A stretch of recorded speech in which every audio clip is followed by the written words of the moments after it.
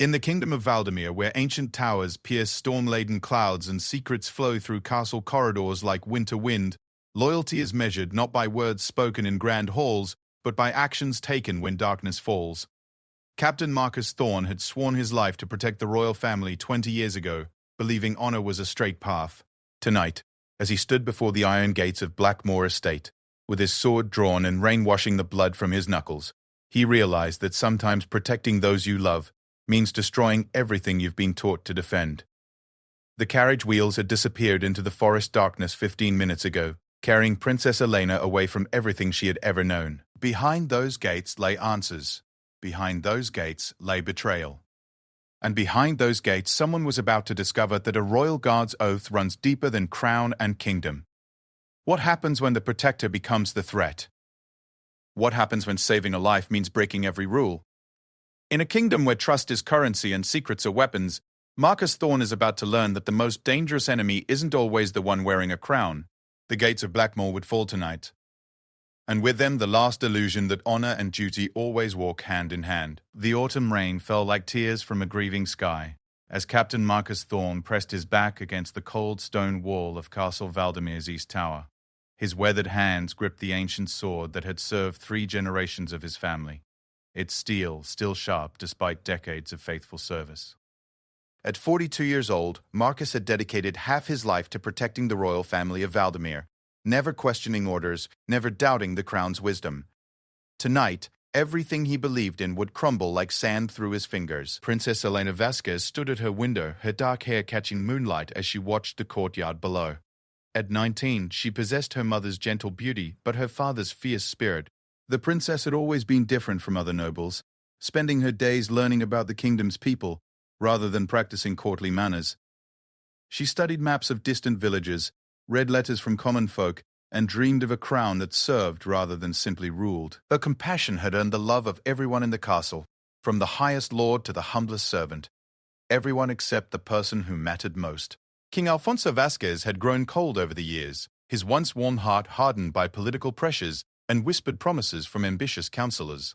The death of Queen Isabella 5 years earlier had changed him completely, transforming a loving father into a distant ruler who saw his daughter more as a political tool than as his child. Tonight's decision would prove just how far that transformation had gone. Lord Chancellor Matthias Blackmoor entered the king's private chamber without ceremony, his black robes flowing behind him like shadows given form. Blackmoor had served as the king's closest advisor for 3 years, ever since arriving from the Northern Territories, with impressive credentials and persuasive words.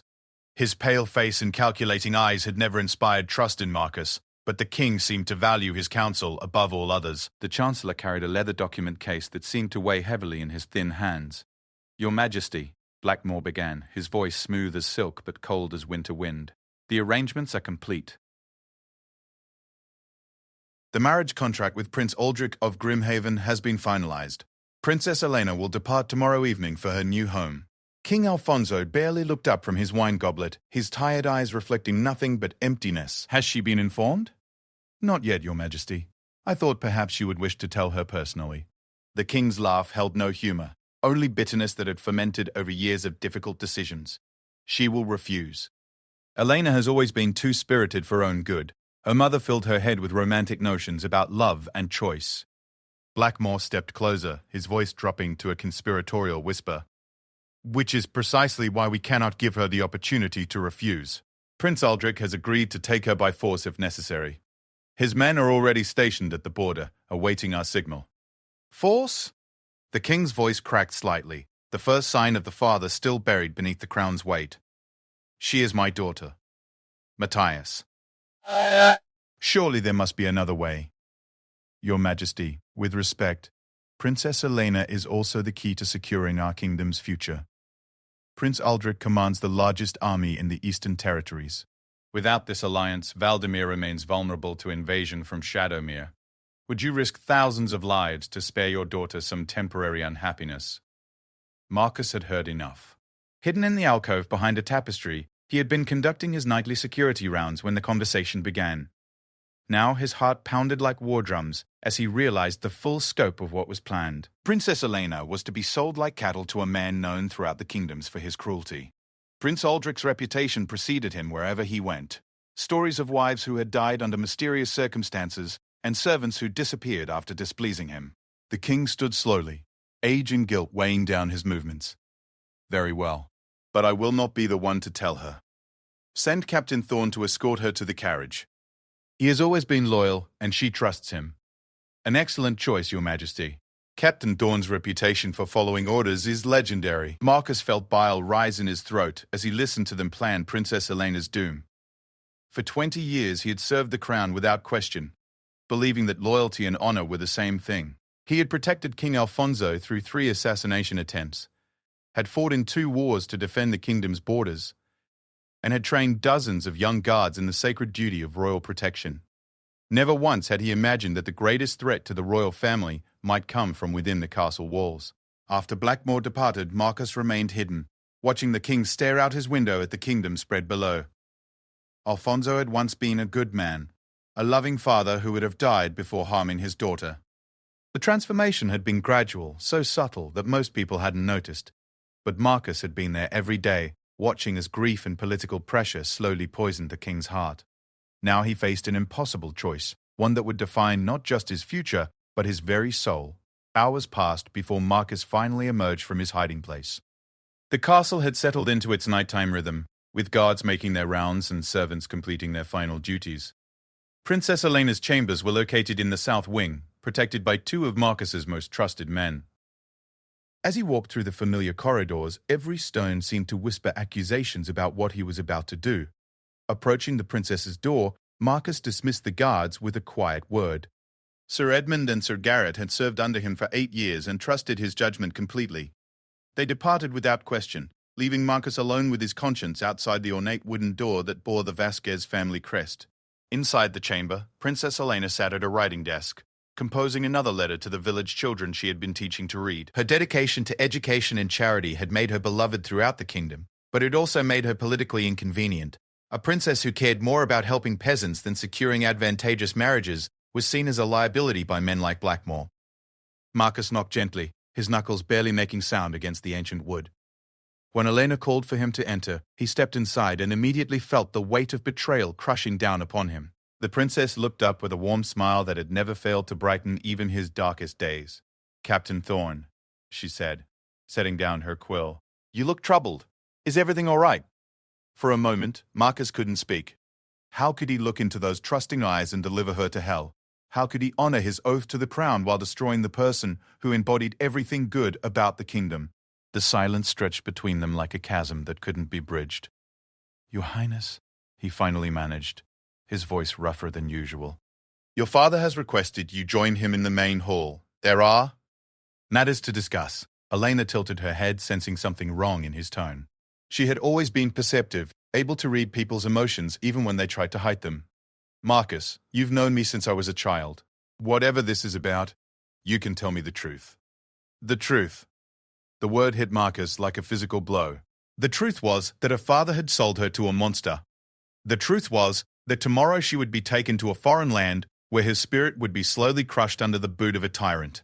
The truth was that Marcus had the power to stop it all, if only he was brave enough to break his oath. "Your Highness, please. Your father is waiting." Elena studied his face for several long moments, her intelligent eyes searching for clues about what was troubling him so deeply. Finally, she stood and reached for her blue velvet cloak, the one that matched her eyes perfectly. "Very well, Captain. Lead the way." As they walked through the castle corridors, Marcus's mind raced through possibilities. He could warn her, help her escape through the servants' passages that honeycombed the castle walls. He could rally loyal guards to their cause, men who loved the princess more than they feared the king.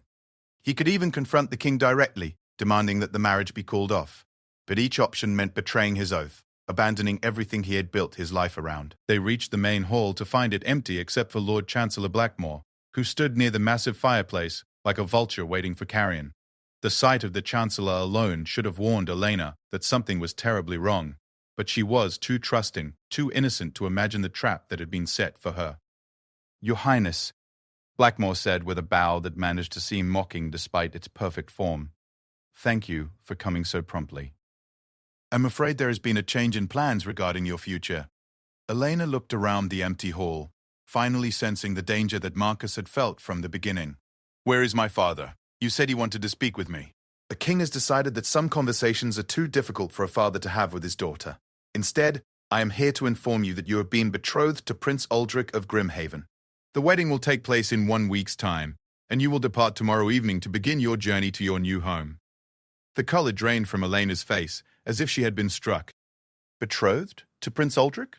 That's impossible. My father would never agree to such a thing without consulting me. Blackmore's smile was cold enough to freeze blood. I am afraid the decision has already been made, Your Highness. The political benefits to Valdemir are simply too great to ignore. Prince Aldrich commands significant military resources that our kingdom desperately needs. No. Elena's voice started quietly but grew stronger with each word. I will not be sold like property to secure an alliance. I will speak with my father immediately. Your father has retired for the evening and has given strict orders not to be disturbed. Captain Thorne here has been instructed to escort you to your chambers, where you will remain under guard until departure time tomorrow. Marcus felt his world splitting apart at the seams. On one side lay duty, honor, and 20 years of faithful service to the crown. On the other side stood a young woman who represented everything good and pure about the kingdom he had sworn to protect. The choice should have been impossible, but as he looked at Elena's frightened face, he realized it wasn't a choice at all. Your Highness, Marcus said softly, stepping closer to Elena, while keeping his hand near his sword hilt. There is something you should know about Prince Aldrich. Blackmore's eyes narrowed dangerously. Captain Thorne, you have your orders. Marcus ignored the Chancellor completely, focusing entirely on Elena. Prince Aldrich has been married 4 times, Your Highness. All 4 wives died under mysterious circumstances. The last one, Lady Meredith, was found at the bottom of a tower staircase just 6 months after their wedding. The prince claimed she had fallen while sleepwalking, but servants reported hearing screams that night. Captain. Blackmore's voice cracked like a whip. You forget yourself. I forget nothing, Marcus replied, turning to face the Chancellor with steel in his eyes. I remember my true oath, the one I swore to protect the royal family from all threats, both foreign and domestic. Elena's hands trembled as the full horror of her situation became clear. My father knows about these deaths? Your father knows what he chooses to know, Marcus answered honestly. Grief and political pressure have changed him, Your Highness. The man who would have died before allowing harm to come to you has been replaced by a king who sees only political necessity. Blackmore stepped forward, his hand moving to the ceremonial dagger at his belt. Captain Thorne, you are relieved of your duties effective immediately. Guards, arrest this traitor. But no guards came. The hall remained empty except for the 3 of them, the shadows dancing in the firelight, like spirits of the past weighing Marcus's decision. He had sent the guards away earlier, claiming the need for privacy during the princess's briefing. Now that foresight might save Elena's life. The guards are loyal to me, Blackmore, Marcus said calmly. And they're loyal to Princess Elena. They will not move against either of us. Elena looked back and forth between the 2 men, understanding finally dawning in her eyes. This was planned from the beginning. The empty hall, the late hour, even the route we took to get here. You knew this was a trap, didn't you, Marcus? I suspected, Your Highness. And I've made my choice. Blackmore's face twisted with rage as he realized his carefully laid plans were crumbling. You fool! Do you think King Alfonso will forgive this betrayal? Do you think you can simply walk away from your oath without consequences? I'm not walking away from my oath, Marcus replied, drawing his sword in one smooth motion. I'm fulfilling it. My duty is to protect the royal family, and right now Princess Elena faces the greatest threat of her life. The sound of steel being drawn echoed through the hall as Blackmore pulled his own blade, a thin rapier better suited for ceremony than combat. Then you'll die a traitor's death, Captain. And the princess will still fulfill her destiny. Marcus advanced slowly, his battle-tested sword gleaming in the firelight. He had faced enemies on countless battlefields, but never had the stakes felt so personal, so absolute. This wasn't about territory or politics or crown jewels. This was about saving the soul of everything he held dear. Elena, he said without taking his eyes off Blackmore. There's a passage behind the tapestry on the east wall. It leads to the stables. Take my horse Shadowfax. He knows the forest paths better than any other mount in the kingdom. I won't leave you to face this alone, Elena protested, but Marcus cut her off with a sharp look. This is not a request, Your Highness. It's an order from your sworn protector. Go. Now. The clash of steel rang through the hall as Blackmore lunged forward with surprising speed.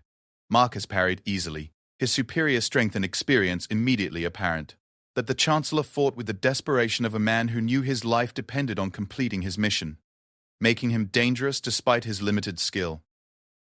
Elena hesitated for only a moment before disappearing behind the tapestry, her footsteps echoing through the hidden passage as she ran toward whatever freedom Marcus could provide.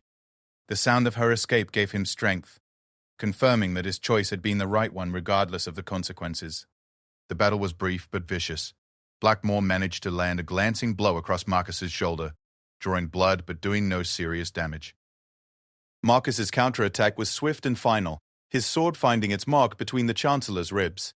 Blackmore fell to the stone floor, his eyes wide with shock as his life ebbed away. Standing over the body of the man who would have destroyed Elena's life, Marcus felt no satisfaction, only the grim knowledge that the hardest part still lay ahead. By morning, the king would know what had happened. By noon, every guard in the kingdom would be hunting him as a traitor, but Elena would be free, and that made everything worthwhile. Marcus wiped his blade clean and sheathed it before kneeling beside Blackmore's body. Hidden in the Chancellor's robes, he found the leather document case containing the marriage contract and several other papers that revealed the true scope of the conspiracy. The agreement with Prince Aldrich was even worse than Marcus had feared, essentially selling Elena into slavery in exchange for military support that might never materialize. The sound of approaching footsteps in the distance told Marcus his time was running short. Soon the guards would discover Blackmore's absence and begin searching for both him and the princess.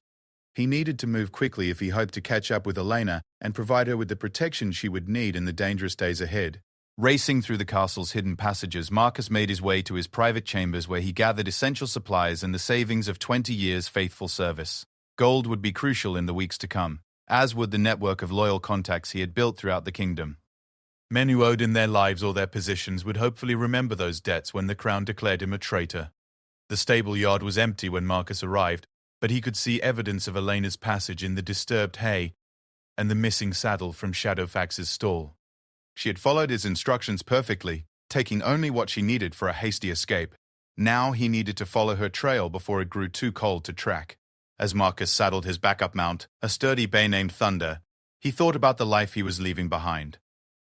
The castle had been his home for 2 decades, the guards under his command like family, the daily routine of protection and service his entire world. All of that was ending tonight, sacrificed on the altar of a higher duty that transcended oaths and obligations. The forest paths were treacherous in the darkness, but Marcus knew them as well as any ranger in the kingdom. Elena had perhaps an hour's head start, but she was traveling blind while he could follow her trail even in the faint moonlight. If his guess was correct, she would head toward the village of Millbrook, where she had friends among the common folk who would help her without asking questions. As Thunder's hooves found their rhythm on the forest floor, Marcus reflected on the magnitude of what he had done. By killing Blackmore and helping Elena escape, he had effectively declared war on the crown he had served so faithfully. There would be no going back, no chance for redemption or forgiveness. King Alfonso would never understand that Marcus had acted out of loyalty rather than treachery, that sometimes protecting the royal family meant protecting them from themselves. The trail led deeper into the forest, through groves of ancient oak and streams that sparkled like silver in the moonlight. Marcus pushed Thunder harder than was wise on such treacherous terrain, but time was their most precious commodity. Every moment that passed increased the chances that other search parties would pick up Elena's trail, or that Prince Aldrich's advanced scouts would intercept her before she reached safety. A distant sound made Marcus rein in his mount and listen carefully to the forest around him. Horses were approaching from the direction of the castle, moving fast through the underbrush with the confidence of men who knew these paths well. The search had begun sooner than expected, which meant someone had discovered Blackmore's body and raised the alarm. Marcus urged Thunder off the main path and into a dense thicket where they would be hidden from casual observation. Through the leaves he watched as a patrol of 6 guards thundered past, their armor clanking and torches flickering in the wind of their passage. He recognized their leader as Sir Garrett, one of the men who had been guarding Elena's door earlier that evening. The sight of his former subordinates hunting him like a common criminal was more painful than any physical wound Marcus had ever suffered. These were men he had trained, men who had trusted him with their lives and their futures. Now they were duty-bound to capture or kill him, their loyalty to the crown overriding any personal affection they might feel for their former captain. Once the patrol had passed, Marcus emerged from hiding and continued following Elena's trail. The hoofprints were becoming harder to see as the forest floor grew rockier, but he caught occasional glimpses of broken branches and disturbed moss that confirmed he was still on the right track. Shadowfax was a careful horse, trained for stealth as much as speed, but no mount could pass through dense forest without leaving some trace. The sound of running water ahead suggested they were approaching Silverbrook Creek, a natural landmark that divided the royal forest from the common lands beyond. If Elena had made it across the creek, she would be outside the immediate jurisdiction of the castle guards, and could potentially find help among the villagers who lived on the far side. Marcus crested a small hill and looked down into the valley where the creek ran through a meadow dotted with wildflowers. There, standing beside the water and looking utterly lost, was Princess Elena. She had made it further than he had dared hope, but she was clearly exhausted and uncertain about which direction to take. Shadowfax stood nearby, drinking from the stream and resting after his hard run through the forest. "Your Highness?" Marcus called softly as he approached, not wanting to startle her in the darkness. Eleanor spun around, relief flooding her face when she recognized his voice. "Marcus, thank God you're alive. I heard shouting from the castle and feared the worst. Chancellor Blackmore won't be troubling anyone again," Marcus replied grimly as he dismounted. "But we have bigger problems now. The King's guards are already searching the forest, and they're moving faster than I expected. We need to put more distance between ourselves and the castle before dawn." Elena nodded, understanding the gravity of their situation. "Where can we go? Once word spreads that I've fled, every lord in the kingdom will be searching for me to claim the reward my father will surely offer." Marcus had been considering that exact question during his ride through the forest. "There's an old monastery in the hills beyond Millbrook Village. Brother Francis runs a sanctuary there for people who need to disappear from the world for a while. He owes me a debt from the war years, and he's never been fond of political interference in matters of conscience." "A monastery?" Elena looked uncertain. "Marcus, I appreciate everything you've done for me, but I can't spend the rest of my life hiding behind monastery walls. There has to be another way." "The monastery is just temporary shelter while we figure out our next move," Marcus assured her. "But we need to survive the next few days first, and that means getting you somewhere safe before the entire kingdom is turned against you." They mounted their horses and continued north, following the creek bed to mask their tracks. The water was cold even in autumn, and the horses moved more slowly as they picked their way across slippery stones. But the creek would confuse the search dogs and buy them precious hours before their trail could be picked up again. As they rode through the night, Elena asked the question that Marcus had been dreading. "What happened to my father? How did he become the kind of man who would sell his own daughter to a monster?" Marcus was quiet for a long time before answering. "Grief changes people in ways we can't predict, Your Highness. When your mother died, something broke inside the king that never healed properly. Chancellor Blackmore was skilled at exploiting that weakness, feeding him fears about the kingdom's security and convincing him that personal sacrifices were necessary for the greater good. But surely he must know what kind of man Prince Aldrich is. The stories about his wives. Your father knows only what he allows himself to know," Marcus said sadly. "When a man wants to believe something badly enough, he can convince himself that uncomfortable truths are merely rumors spread by enemies." The eastern sky was beginning to show the first pale hints of dawn when they finally reached the outskirts of Millbrook Village. The settlement was small but prosperous, its people known for their independence and their loyalty to Princess Elena, who had often visited to help with their children's education. If anyone would help them without asking awkward questions, it would be the villagers who had benefited from Elena's kindness over the years. Marcus led them to a small farmhouse on the village's edge, where an old woman named Margaret tended chickens and grew vegetables for the local market. Margaret had lost 2 sons in the last war, and Marcus had personally brought her the news of their deaths, along with the king's gratitude for their sacrifice. He hoped that history would count for something now. The door opened before they could knock, revealing Margaret's weathered face and sharp eyes that missed nothing.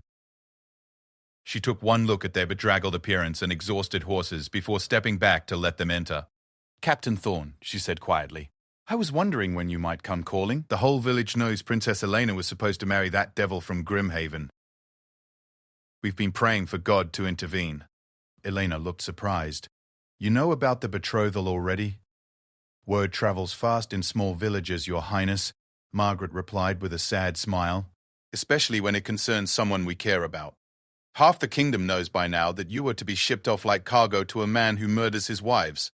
The old woman's words confirmed Marcus's fears about how quickly news had spread.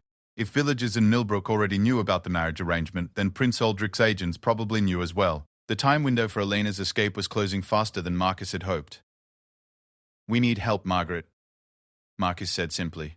"Sanctuary for a few hours and directions to Brother Francis's monastery. After that, we'll be out of your hair, and you can honestly say you don't know where we went." Margaret studied Elena's face in the lamplight, seeing the fear and exhaustion there. "Your Highness, there's something you should know.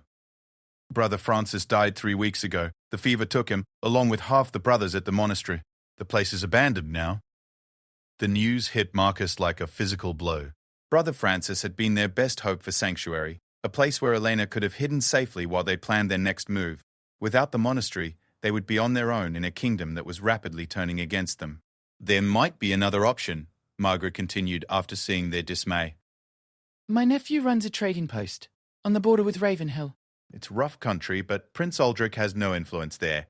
If you could reach the border, you might find safety in a place where Valdemir's reach doesn't extend." Elena looked at Marcus with questioning eyes. The border territories were dangerous, filled with outlaws and refugees from various kingdoms' justice systems. But they were also free from the political entanglements that made Elena a valuable prize in her homeland. "How far to the border?" Marcus asked. 3 days hard riding, maybe 4, if you're careful about avoiding the main roads. But Captain, you should know that there are already search parties heading in that direction. Someone at the castle was smart enough to figure that you might try to get the princess out of the kingdom entirely. The trap was closing around them faster than Marcus had anticipated. They had perhaps hours before the search net tightened to the point where escape became impossible. Every moment spent in planning was a moment that brought their enemies closer, but rushing blindly into danger would serve no one. "We'll need supplies," Marcus said, making the decision that would commit them to the dangerous journey ahead. "Food for several days, water, and whatever weapons you can spare. We'll pay whatever you ask." Margaret waved away talk of payment with an impatient gesture. "Your Highness has done more for this village than we could ever repay. Consider this our small way of returning the favor." As the old woman bustled around gathering supplies, Elena sat by the small fireplace and stared into the flames. The magnitude of what was happening was finally sinking in completely. In the space of a few hours, she had lost everything. Her father, her home, her future as she had imagined it. Now she was a fugitive, dependent on the kindness of strangers and the protection of a man who had sacrificed everything for her safety. "Marcus," she said quietly, "you didn't have to do this. You could have followed orders, maintained your position, lived the rest of your life in comfort and honor. Why did you choose to throw it all away for me?" Marcus looked at her across the small room. This young woman who embodied everything good about the kingdom he had served so long.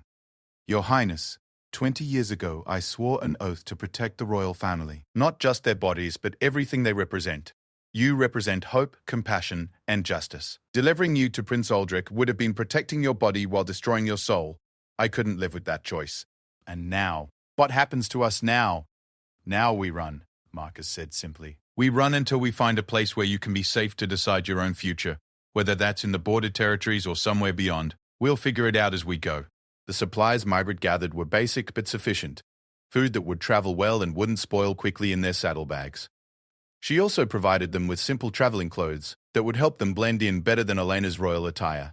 Most importantly, she gave them detailed directions to her nephew's trading post and the names of people along the way who might provide shelter if needed. As dawn broke fully over Millbrook village, Marcus and Elena prepared to mount their horses for the next phase of their desperate flight. The forest was already alive with the sounds of searching men and dogs, their voices carrying on the morning wind like harbingers of doom. Time had run out for planning and preparation. Now there was only the road ahead, and the hope that they could stay ahead of their pursuers long enough to reach safety. "God go with you both," Margaret said as they mounted their horses. "And may he blind your enemies to your passage." Marcus touched his forehead in salute to the brave old woman who had risked everything to help them. "If anyone asks, you fed 2 travelers breakfast and sent them on their way toward the eastern villages. You never learned their names and couldn't describe their faces clearly." "What travelers?" Margaret replied with a wink. "I've been feeding chickens all morning and haven't seen a soul." As they rode away from Millbrook, Elena looked back once at the village where she had spent so many happy hours teaching children and learning about the simple joys of common life. That world was lost to her now, perhaps forever, but it had given her something invaluable, an understanding of what was worth fighting for beyond the walls of any castle. The road ahead stretched into unknown territory, dangerous and uncertain, but also filled with the possibility of freedom. Behind them, the forces of her father's kingdom marshaled for pursuit, driven by duty and political necessity. Between those two extremes, Marcus and Elena would have to find a way to survive with their principles intact.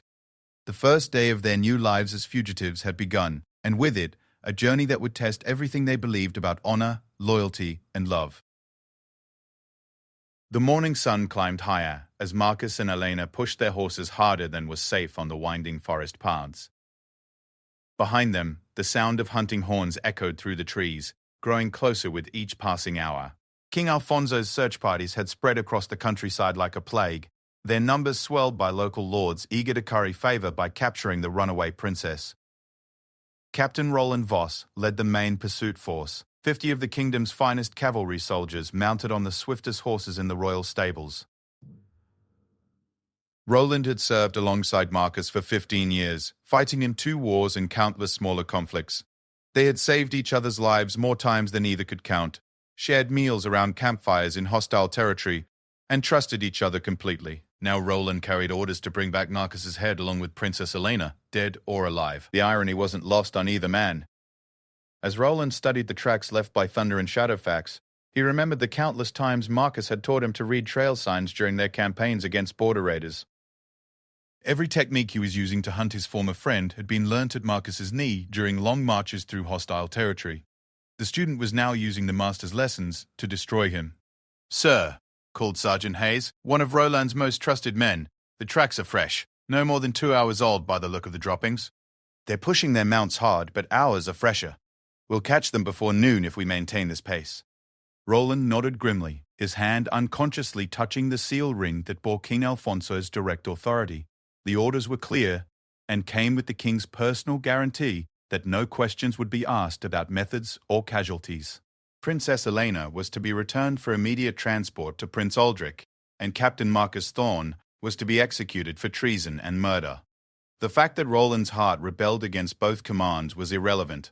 Duty demanded obedience, even when obedience felt like betrayal. Miles ahead, Marcus reined in Thunder at the crest of a hill that offered a view back toward Millbrook.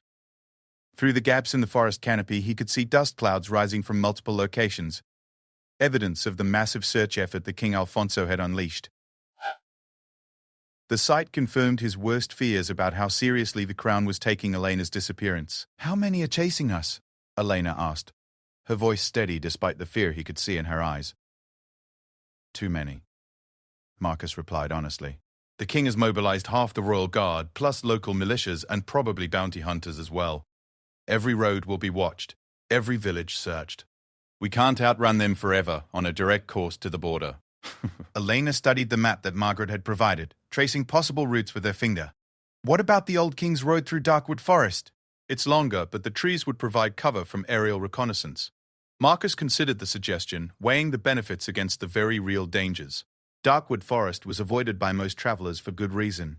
The ancient trees grew so thick that sunlight barely penetrated to the forest floor, creating a twilight world where sounds carried strangely and directions became confused. Worse, the forest was home to bands of desperate outlaws who preyed on anyone foolish enough to enter their domain. "Darkwood is dangerous," Marcus said carefully. "The outlaw bands show no mercy to anyone, regardless of rank or reason. They've been known to torture prisoners for entertainment. More dangerous than being dragged back to marry Prince Aldrich?" The question hung in the air between them like a challenge. Marcus had seen what Prince Aldrich did to people who displeased him, the casual cruelty that marked every aspect of his rule. Death at the hands of forest outlaws might actually be preferable to the slow destruction of spirit that awaited Elena in Grimhaven. "Darkwood it is," Marcus decided, turning Thunder toward the ominous tree line that marked the forest's edge. "Stay close to me at all times, and if I tell you to run, don't ask questions. Just spur Shadowfax and ride as hard as you can towards whatever direction I point." The change in atmosphere was immediate and unsettling as soon as they entered Darkwood Forest. The temperature dropped 10 degrees despite the autumn sun overhead, and the normal sounds of forest life, birds singing, and small animals scurrying through underbrush, died away to an oppressive silence. The trees themselves seemed to watch their passage, ancient oaks and towering pines that had stood for centuries, like silent sentinels guarding secrets too dark for daylight. The Old King's Road had once been a major thoroughfare connecting Valdemir to the Eastern Kingdoms, paved with stone and wide enough for merchant caravans. But decades of neglect had allowed the forest to reclaim much of the route, with roots breaking through the ancient stones and branches forming a canopy so thick that riding felt like moving through a green tunnel. Marcus kept his hand on his sword hilt as they rode, his eyes constantly scanning the shadows for signs of movement. Elena, to her credit, showed no fear, despite the oppressive atmosphere that seemed to press against them from all sides. She had inherited her mother's courage along with her beauty, traits that would serve her well in the trials ahead. After 2 hours of careful progress through the forest, they encountered the first sign that they weren't alone. A dead horse lay beside the road, its rider nowhere to be seen but the saddle and bridle cut away with professional efficiency. The animal had been killed cleanly, an arrow through the heart that spoke of skilled archery and ruthless practicality. "Outlaws," Elena whispered, her voice barely audible in the unnatural quiet. "Definitely," Marcus replied, studying the ground around the dead horse. "But this kill is at least a week old." The body would have been stripped of anything valuable and the rider either ransomed or killed depending on his apparent worth. They were being watched.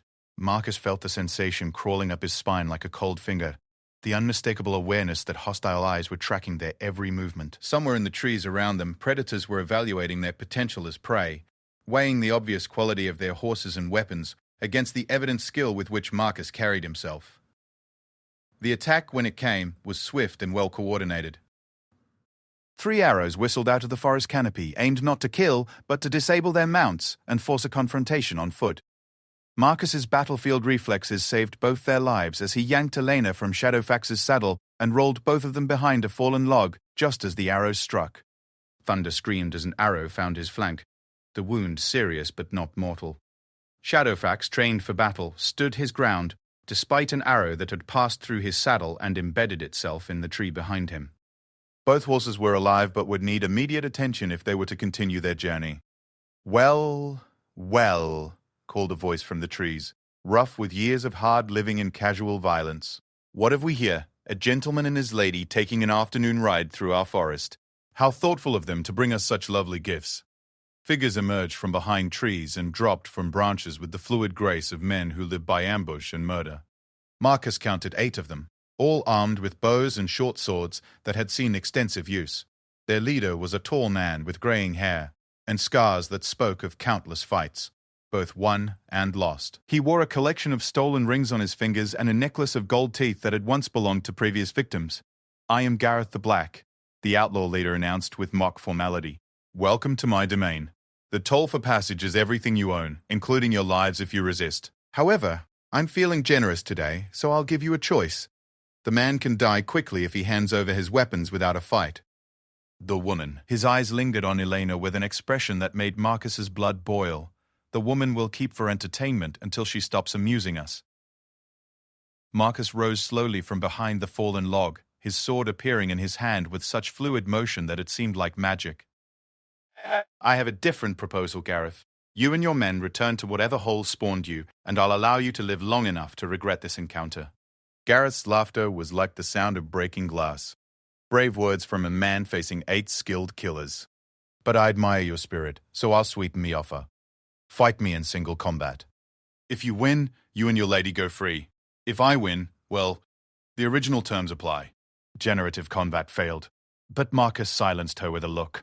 Single combat was actually their best chance for survival, even against impossible odds. Gareth was obviously skilled, but he was also aging and probably overconfident from years of easy victories against helpless travelers. More importantly, it would prevent the other outlaws from simply shooting them down like animals. "Agreed," Marcus said, stepping into the center of the road. "Single combat, your word against mine, that the winner's terms are honored." Gareth drew his own blade, a wicked curved sword that showed the nicks and stains of many battles. "You have my word as a gentleman of the road. May the best killer win." The duel that followed was brief but vicious. Gareth fought with the cunning of a man who had survived by being more ruthless than his enemies, while Marcus fought with the skill of someone trained in formal swordplay and tempered by real warfare. The outlaw leader was good, better than Marcus had expected, but he had grown accustomed to fighting frightened merchants and untrained nobles. He had never faced someone who combined Marcus's technical skill with desperate motivation. The decisive moment came when Gareth overextended himself on a thrust aimed at Marcus's heart. Marcus sidestepped the attack and brought his sword around in a perfect arc that took Gareth's head from his shoulders in a single clean stroke. The outlaw leader died without even realizing his mistake, his body crumpling to the forest floor while his men stood in shocked silence. "Your leader is dead," Marcus announced, raising his bloody sword for all the remaining outlaws to see. "According to the terms of the combat, my companion and I go free. Any man who wishes to dispute that can face the same fate." For a moment, the forest hung suspended in tense silence as the surviving outlaws wrestled with their desire for revenge against their recognition that Marcus was far more dangerous than they had anticipated. Finally, the oldest of them, a grizzled man, with one eye and hands stained permanently black with dried blood, stepped forward. "The compact is honored," he said grudgingly. "Gareth the Black is dead, and you've earned passage according to the old laws. But know this, stranger, these woods have many paths, and we have long memories. If we meet again, there will be no more talk of single combat." Marcus nodded acknowledgement of the threat, while keeping his sword ready for instant use. "Understood. But know this as well. All debts between us are settled. I showed mercy today that I won't show again." The outlaws melted back into the forest as silently as they had appeared, leaving Marcus and Elena alone with their wounded horses and the growing realization that their journey was far from over. Gareth's body lay in the road like a testament to the violence that awaited anyone who chose to flee the kingdom's justice. Elena, who had watched the entire duel with wide eyes, helped Marcus tend to the horse's wounds with steady hands, despite the trauma of what she had witnessed. The arrows had done damage, but nothing that couldn't be treated with proper care and time to heal. More concerning was the time they had lost, and the certainty that Captain Roland's pursuit force was closing the distance with every passing hour. "We need to keep moving," Marcus said as he finished bandaging Thunder's flank. "Word of this fight will spread through the outlaw network within hours. Soon every criminal in Darkwood will know we're here and what we look like." They pressed deeper into the forest, following the increasingly overgrown remains of the old King's Road. The ancient stones were slick with moss and treacherous footing for the horses, forcing them to move slower than Marcus would have preferred. But the thick canopy overhead provided excellent concealment from any aerial reconnaissance, and the winding path would make it difficult for pursuit forces to anticipate their route. As afternoon faded toward evening, they began to encounter more signs of the forest's dangerous residents. Crude shelters built in the branches overhead, hidden caches of stolen goods buried beneath fallen logs, and the occasional glimpse of shadowy figures watching from the undergrowth. Marcus realized they had stumbled into the heart of the largest outlaw sanctuary in the Eastern Kingdoms, a place where desperate men came to disappear from civilized justice. The discovery of a child changed everything. Elena spotted her first, a small girl no more than 8 years old, sitting beside a stream and crying softly while she tried to wash blood from torn clothing. The child's dress had once been fine quality, marking her as someone from a wealthy family, but it was now reduced to rags by rough treatment and exposure. "Marcus, we have to help her," Elena said, dismounting despite his protests. "Your Highness, this could be a trap. Outlaws have been known to use children as bait for unwary travelers." But Elena was already kneeling beside the frightened child, speaking in the gentle voice she used with the village children back in Millbrook. "Hello, little one. My name is Elena. What's your name?" The girl looked up with eyes that had seen too much horror for someone so young. "Lucy," she whispered. "Lucy, merchant. Men with swords took my papa's caravan 3 days ago. They killed everyone except me. Said they were saving me for something special." Marcus felt sick as he realized what the child had endured and what fate awaited her if she remained in outlaw hands. The men who ruled Darkwood Forest were monsters who would use an innocent child in ways too terrible to contemplate. But rescuing her would slow their escape and increase the danger to Elena tenfold. "Where are the men who took you?" Elena asked gently, already making the decision that Marcus had feared. "Gone hunting for more travelers on the main road, but they'll be back before dark. They always come back before dark." Elena looked at Marcus with an expression that brooked no argument. "We're taking her with us." "Your Highness," Marcus began, but Elena cut him off with a gesture. "I won't leave a child to be tortured and murdered by animals. If that means we move slower or take more risks, so be it. Some things are more important than our own safety." Marcus recognized the steel in Elena's voice, the same determination that had made her mother beloved by the common people despite the political costs. There would be no arguing with this decision, and truth be told, his own conscience rebelled against abandoning the child to such a fate. "Can you ride?" he asked Lucy, lifting her onto Shadowfax in front of Elena. The child nodded, wrapping small arms around Elena's waist with desperate trust. "Papa taught me before the bad men came. They modified their plans to account for their new companion choosing paths that would be easier for a frightened child while still providing cover from pursuit. Lucy proved to be surprisingly resilient, asking few questions and following instructions without complaint. But her presence changed the dynamic of their escape completely, transforming it from a desperate flight into something closer to a rescue mission. As darkness began to fall over Darkwood Forest, they made camp in a small clearing protected by a circle of massive oak trees. Marcus allowed no fire despite the autumn chill, unwilling to risk attracting attention from either outlaws or royal search parties. They shared bread and cheese from Margaret's supplies, while Lucy told them more about her family's fate. The merchant caravan had been traveling from the eastern kingdoms carrying spices and silk when the outlaws struck. Lucy's father had tried to negotiate for safe passage, offering them half his goods in exchange for his daughter's life. The outlaws had taken everything and killed him anyway, keeping Lucy as insurance against future encounters with armed guards. Papa always said that good people would help if you could just find them, Lucy whispered as Elena held her close for warmth. He said there were still knights and princesses who protected children from monsters. Elena's eyes met Marcus's across the small clearing, both of them understanding the irony of the child's words. Here was Elena, a real princess fleeing for her life, and Marcus, as close to a true knight as existed in these corrupt times. Perhaps they had found each other at exactly the moment when they could do the most good. The sound of approaching riders cut through the night air like a blade through silk. Marcus was on his feet instantly, sword in hand, motioning for Elena and Lucy to take cover behind the largest oak tree. The hoofbeats were coming from the direction they had traveled, suggesting pursuit rather than random outlaw activity. Captain Roland's voice carried clearly through the forest as he called orders to his men. Spread out and search every clearing. They can't have gone much further with wounded horses. And remember the king's orders. Princess Elena is to be taken alive, but Thorn is to be killed on sight. Elena felt her heart break as she recognized the voice of another man she had considered a friend. Roland had been Marcus's closest companion for years, had dined at the royal table during festivals and celebrations. Now he hunted them like animals, duty overriding personal loyalty just as Marcus had feared it would. The search party was thorough and professional, checking every possible hiding place with the systematic efficiency of men trained for exactly this kind of work. Marcus knew their concealment wouldn't hold for long, against soldiers who knew the forest almost as well as he did. Soon they would have to choose between surrender and fighting men who had once been brothers in arms. "There," called one of the searchers, his torch illuminating the hoofprints that led to their clearing. "Fresh tracks leading this way. And, look at this, drops of blood from a wounded horse." Marcus made his decision in that instant. Stepping out from behind the oak tree, he called out to the approaching soldiers in a voice that carried all the authority of his former rank. "That's far enough, Roland. I know you're only following orders, but I won't let you take her back to that monster." The search party emerged into the clearing with weapons drawn and torches held high. Roland sat his horse at the front, his face a mask of conflicting emotions as he looked at his former friend and commanding officer. Behind him, 20 of the Royal Guard's finest soldiers waited for orders, their loyalty to the crown absolute, despite any personal feelings.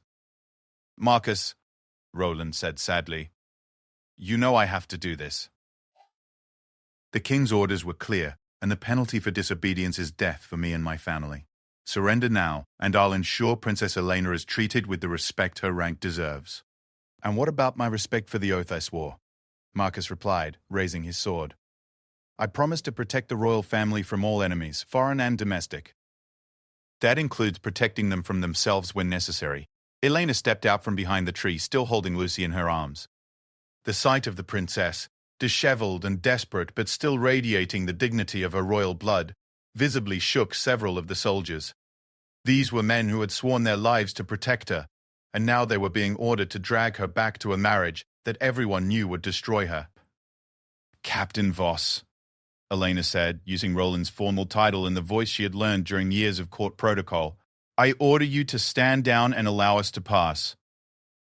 Roland's face twisted with anguish as he faced the impossible choice between competing loyalties. "Your Highness, with all due respect, you are not the crown.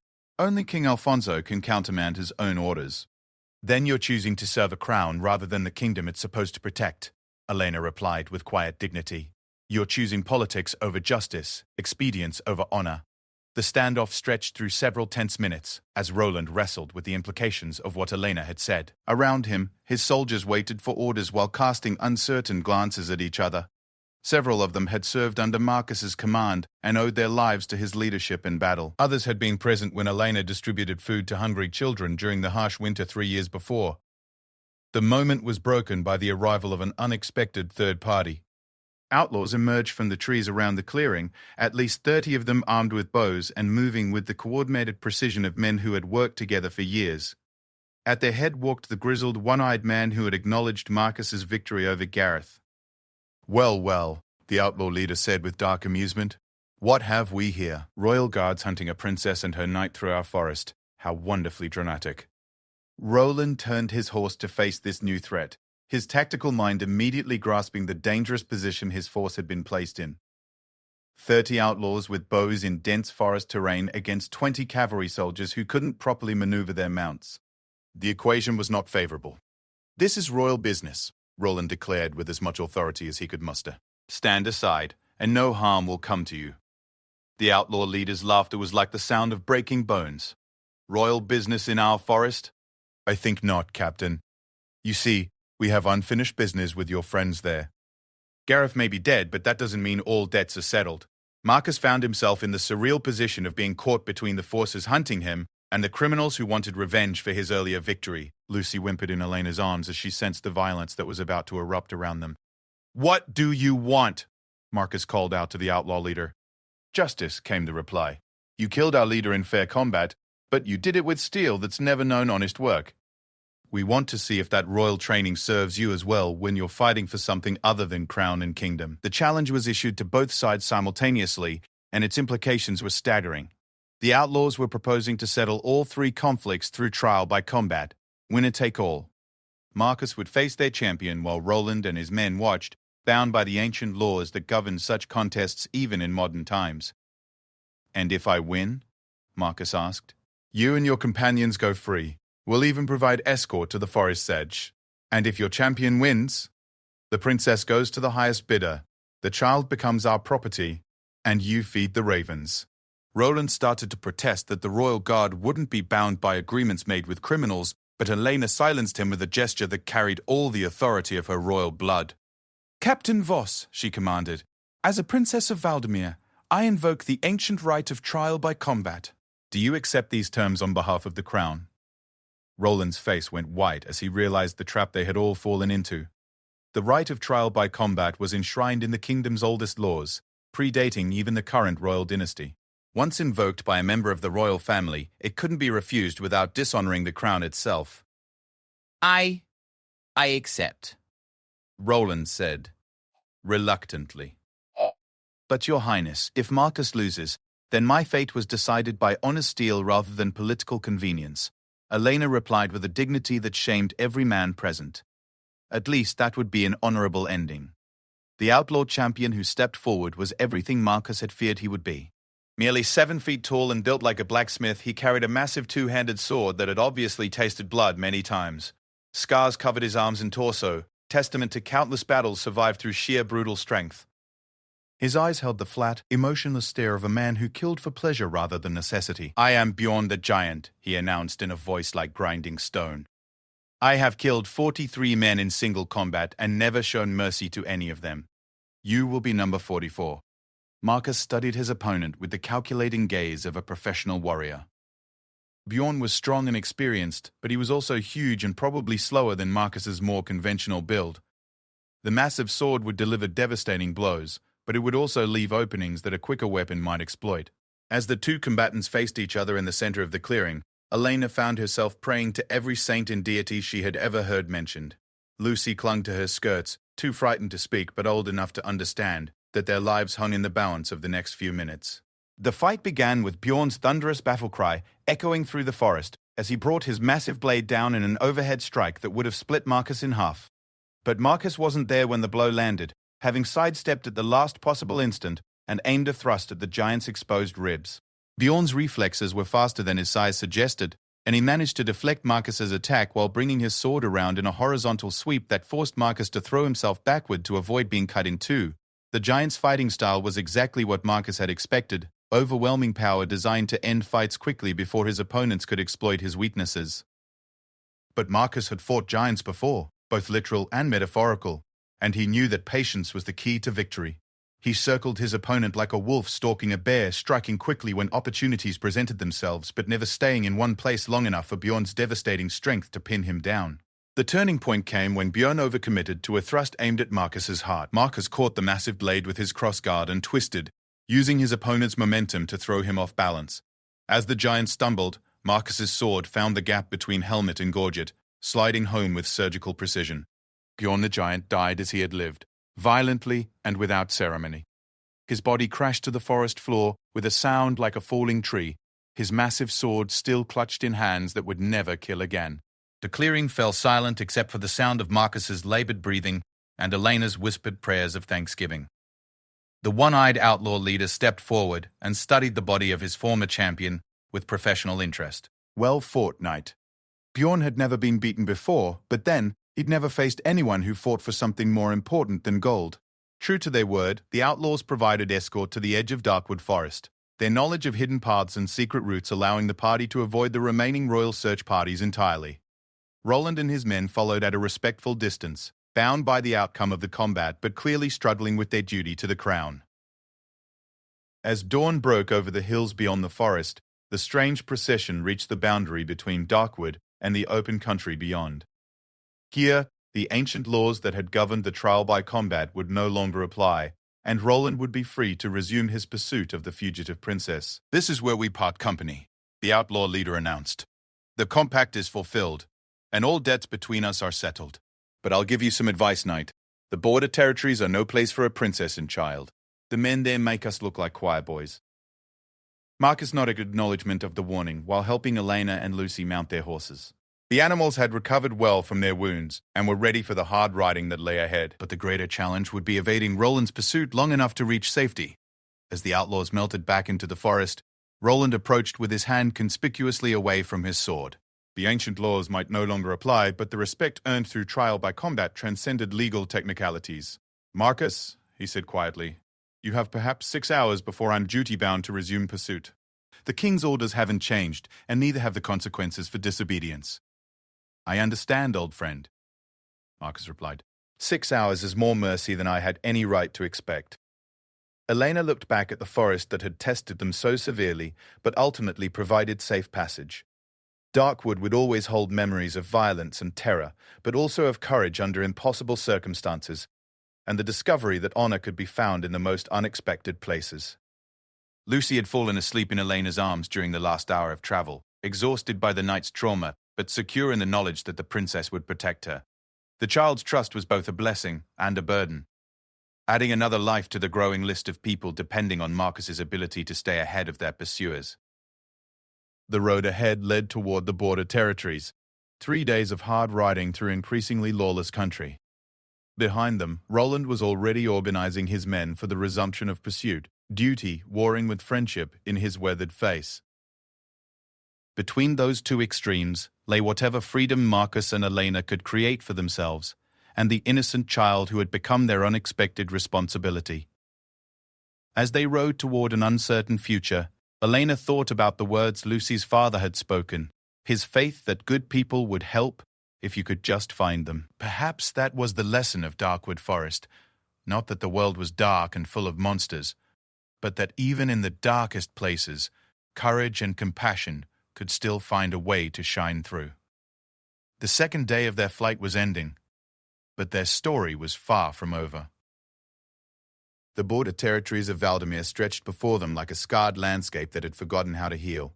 3 days of hard riding had brought Marcus, Elena, and Lucy to a region where the king's authority existed more in name than in practice, where local lords ruled their domains like petty kingdoms, and mercy was a luxury few could afford. The Crosswinds Tavern sat at the junction of 3 ancient roads, its weathered wooden walls and sagging roof bearing witness to decades of serving travelers, merchants, smugglers, and worse. Smoke rose from its stone chimney like a grey finger, pointing toward storm clouds that promised rain before nightfall. For Marcus and his companions, exhausted and running low on supplies, it represented the first real shelter they had seen since fleeing Darkwood Forest. Behind them, Captain Roland's pursuit force maintained a steady distance of perhaps 2 hours, close enough to prevent rest but far enough away to avoid another confrontation. Marcus knew Roland was hoping they would make a mistake, choose the wrong path, or trust the wrong person. The border territories were littered with the bones of fugitives who had thought they were safe, only to discover that gold could buy loyalty anywhere. "Are you certain this is wise?" Elena asked as they approached the tavern's hitching posts. "This place doesn't exactly inspire confidence." Marcus studied the building with the critical eye of someone who had survived by reading danger signs that others missed. The tavern was busy, but not too busy, with horses that spoke of wealth but not ostentation. More importantly, he recognized one of the mounts tied outside, a distinctive black stallion with white markings that belonged to an old contact from his intelligence-gathering days. "Thomas Ironwood is here," Marcus explained, pointing to the black stallion. "If anyone can help us reach the border safely, it's him. Tom's been smuggling people and goods through these territories for 20 years, and he owes me a significant debt." Elena looked skeptical. "What kind of debt?" "The kind where I could have hanged him for treason but chose to let him escape instead," Marcus replied with grim humor. "Tom was selling information about royal troop movements to border raiders 5 years ago. I caught him red-handed but couldn't prove it without compromising other operations. So we made an arrangement. You trusted a traitor to honor his word. I trusted a practical man to recognize a good bargain when he saw one. Tom's been feeding me reliable intelligence ever since, and he knows the debt won't be settled until he provides me with a service of equivalent value." The inside of the Crosswinds Tavern was exactly what Marcus had expected, dimly lit and thick with smoke from both the fireplace and the various pipes being enjoyed by the patrons. Conversations were conducted in low voices, and everyone seemed to be watching everyone else while pretending complete disinterest. It was the kind of place where asking the wrong question could get you killed, but where the right connections could open doors that didn't officially exist. Thomas Ironwood sat alone at a corner table, his back to the wall and his eyes on the door, in the classic posture of someone who had made too many enemies to ever feel truly safe. At 45, he was still lean and dangerous, with greying hair and scars that told stories of close escapes from both royal justice and criminal revenge. His dark eyes lit with recognition and concern when he spotted Marcus entering with his distinctive companions. "Marcus Bloody Thorn," Tom said quietly as they approached his table. "I heard rumors that you'd finally lost your mind, but I didn't want to believe them. What in hell's name are you doing here with Her Royal Highness and a child?" "Calling in that debt we discussed," Marcus replied, settling into a chair while keeping his sword hand free. "We need safe passage to the eastern border, and we need it tonight." Tom's eyes flicked to Elena and then to Lucy, both of whom were drawing interested glances from other patrons despite their traveling clothes. Do you have any idea what kind of price is on your heads? "Every bounty hunter from here to the ocean is looking for you. The rewards posted are enough to buy a small kingdom."